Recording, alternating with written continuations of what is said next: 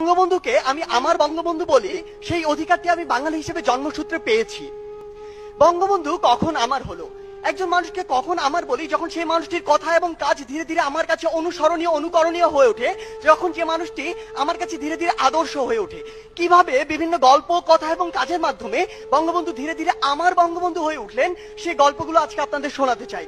1967 সালের কথা। বঙ্গবন্ধু তখন জেলে অন্তরীণ।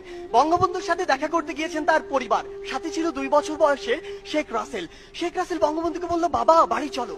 বঙ্গবন্ধু বলল, তুমি তোমার মায়ের বাড়িতে যাও, আমি এখানে থাকি, আমাকে মাঝে। ওই শেখ মুজিবুর রহমান 1971-এর পরে এই বাংলাদেশের অস্তিত্ব, এই বাংলাদেশের যে সার্বভৌমত্ব, সেটি নষ্ট করে দিয়েছিল এই বাংলাদেশকে একটি দেশের কাছে ইজারা দিয়ে।